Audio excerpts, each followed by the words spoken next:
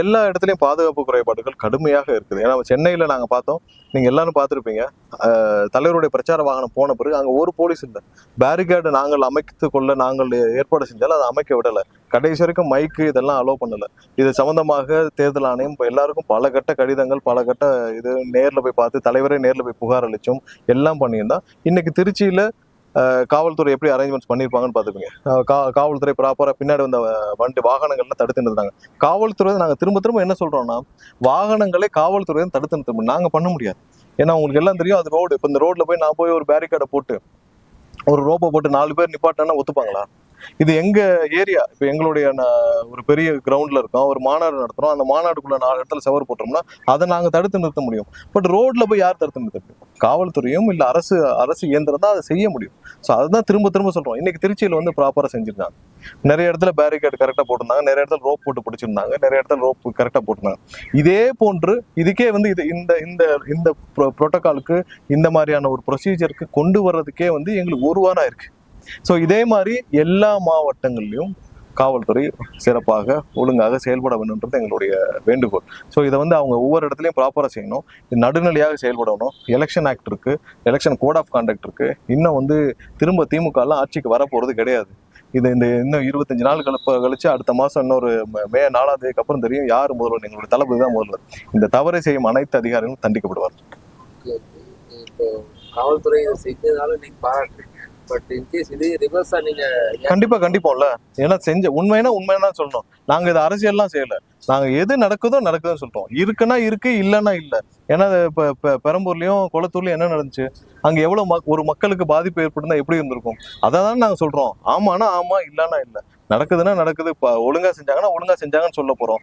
ஒழுங்கா செய்யல, சரியான பாதுகாப்பு செய்யலன்னு செய்ய போறோம். ஏன்னு கம்பாரிசனும் சொல்றோம். அதிமுக கொடுக்குறாங்க, பாரதிய ஜனதா கட்சி கொடுக்குறாங்க, எங்களுக்கு கொடுக்கலன்னு சொல்றோம். நாங்க கம்பாரிசன் தான் சொல்றோம். இருக்குன்னா இருக்கு, இல்லைன்னா இல்லை. அது எந்த ஒரு மாற்று கருத்து இல்லையா? தொண்டர்களும் வந்து விதிமுறை மீறி வர்றாங்க. அதனாலதான் வந்து சில விபத்து. இன்னைக்கு கூட ஒரு போலீஸ்காரங்களை ஒண்ணு இல்ல. இப்ப என்னன்னா, எத்தனை பேருக்கு விதிமுறை தெரியும்? பொதுமக்களுக்கு எத்தனை பேருக்கு விதிமுறை தெரியும்? அவர்கள் வருவார்கள், சாலையை நிற்பாங்க, தலைவரை பார்க்க நிற்பாங்க. அவங்களுக்கு என்ன விதிமுறை தெரியணும்னு நீங்க நினைக்கிறீங்க? யாருக்காவது விதிமுறை தெரியணும்னு நினைக்கிறீங்களா? விதிமுறையை நம்ம கடைபிடிக்க, நம்ம வந்து கொண்டு வந்து அங்கே வந்து இம்ப்ளிமெண்ட் பண்ண வேண்டியது காவல்துறை தான். காவல்துறை இதுக்கப்புறம் போகாதுன்னா போக மாட்டாங்க. பொதுமக்களுக்கு என்ன விதிமுறை நம்ம சொல்ல முடியும் சொல்லுங்க? பொதுமக்கள் வந்து நீங்க இந்த ரோட்ல, இந்த வாகனத்துல இது கீழே போகணும்னு கேட்பாங்களா? ஏன்னா அவங்களுக்கு என்ன விதிமுறை, நீங்கள் கொடுக்கும் விதிமுறை அனைவருக்கும் போய் சேரணும்ன்றது எப்படி அவர்களுக்கு தெரியும்? அதெல்லாம் தெரியும். இதை இம்ப்ளிமெண்ட் பண்ண வேண்டிய இடத்துல காவல்துறை இருக்கு. காவல்துறை தான் இதை செய்ய வேண்டும் கேட்டுக்கோம். சார், இப்போ அரசு பேருந்து இதெல்லாம் வந்து மக்களுடைய பயன்பாட்டில் இருக்கு. ஒரு பொது வாழ்க்கைக்கு வரவங்க வந்து மக்களுக்கு இடையூறு இருக்கக்கூடாதுன்னு அவங்க நினைக்கணும். ஆனா இந்த பொதுமக்கள் இருக்கக்கூடிய பேருந்தை வந்து அவங்களுக்கு இடையூறுன்னு சொல்லி வர சொல்றாங்கன்னு சொல்லி MP கனிமொழி அவர்கள் சொல்றாங்க. ஆம்புலன்ஸையும் அப்படிதான் சொல்றாங்க. இல்ல என்னன்னா, ஆம்புலன்ஸை ஏன் சொன்னோம்னா, ஆம்புலன்ஸுகள் திட்டமிட்டு இப்போ ஒன்றும் இல்லை, ஒரு இடத்துல பரப்புரைக்கு அலோவ் பண்ணியிருக்காங்க. இப்போ நீங்கள் கரூர்லேயே நாங்கள் ஏன் அதை சொன்னா, பரப்புரைக்கு அலோவ் பண்ணப்பட்ட இடத்துல அது ஒரே ஒரு சாலை. இப்போ இந்த சாலைக்கு நீங்கள் இந்த பின்னாடி இருக்கிற GHக்கு போகணும்னா சுற்றி வரலாம். இப்போ இந்த சாலையை நீங்கள் கடக்கணும்னா 2 மணி நேரம் ஆகும். ஏன்னா அது 2 கிலோமீட்டர் 3 கிலோமீட்டர் சாலையாக இருந்தாலும் அங்கே கூட்டம் நடந்துட்டு இருக்கு. அந்த கூட்டத்தை கடக்கணும்னா 2 மணி நேரம் ஆகும். அதே நேரத்தில் நீங்கள் சுற்றி போகணும்னா 10 நிமிஷத்தில் போயிடுவீங்க. ஆனால் அதையும் மீறி நீங்கள் ஹாஸ்பிட்டலுக்கு போகிறேன்னு சொல்லி பல ஆம்புலன்ஸுகள் உள்ளே அனுப்பப்பட்டது. எம்டி ஆம்புலன்ஸ் அனுப்பப்பட்டது.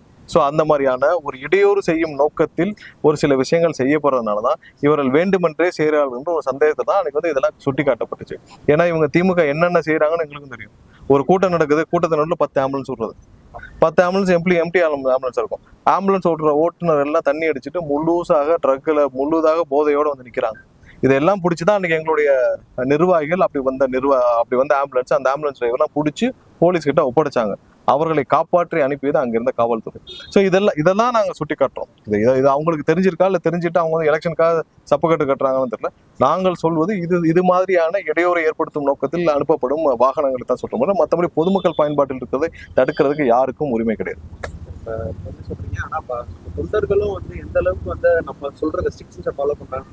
இன்னைக்கு அவர் ஆதரவு அர்ஜுனாவோட கார் இல்ல, அது வந்து பாதுகாப்பு வாகனம். அதாவது கார் அவருடைய பேர்ல இருந்தாலும் பாதுகாப்பு அங்க இருந்த CRPF பயன்படுத்தல இருக்கிற ஒரு வாகனம் தான்.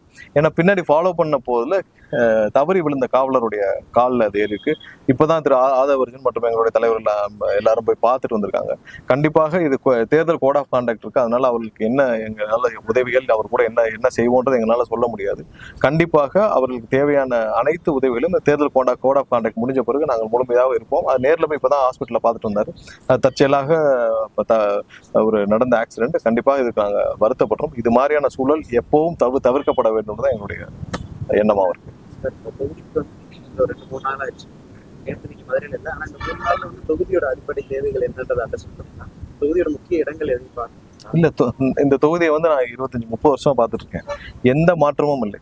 மக்கள் தானாக இது வந்து ஒரு நான் 25 வருஷத்துக்கு முன்னாடி எப்படி பார்த்தோமோ, 30 வருஷம் முன்னாடி எப்படி பார்த்தோமோ அப்படியே தான் இருக்கு. எந்த மாற்றமும் இல்லை.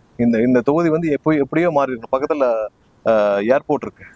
ஏர்போர்ட் இருக்குன்னா இது எவ்வளவு மாறி இருக்குன்னு தெரியும். ஸோ இந்த தொகுதியில எதுவுமே அவர்கள் செய்யவில்லை. இது அப்படியே வந்து மக்கள் தானாக. இப்போ நான் வந்து நேற்று நிறைய இங்க ஒரு சிந்தாமணியில அப்போலோ கம்பெனிலாம் இருக்கு.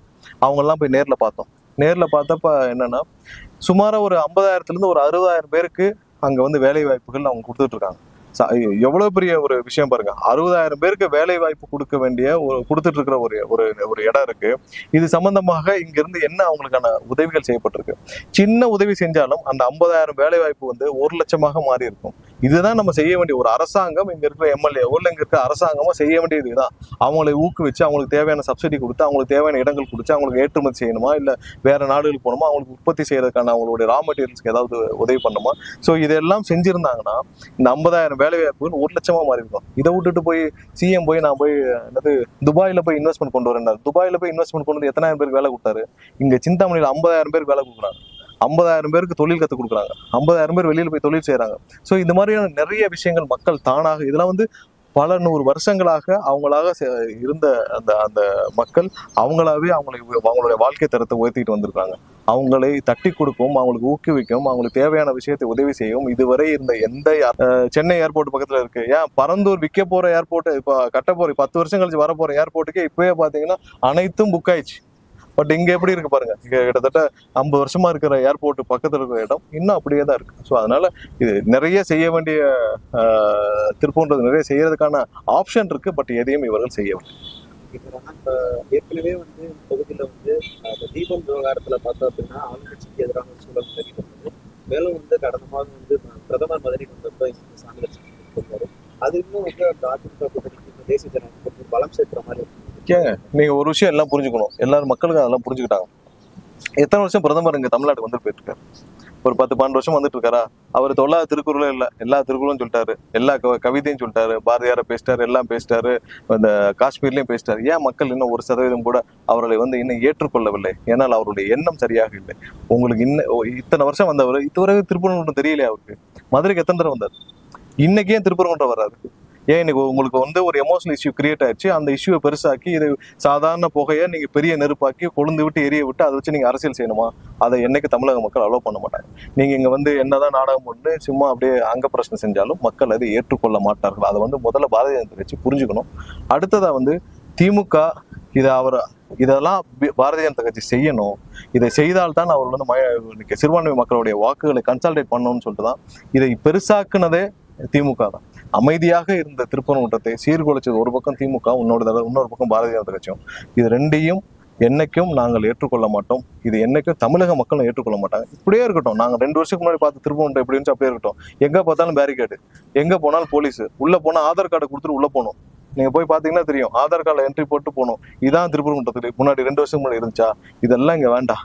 இவங்க 2 பேரும் அமைதியா அவங்க வேலையை பார்க்க போயிட்டாலே நாடு அமைதியா இருக்குன்றதான் எங்களுடைய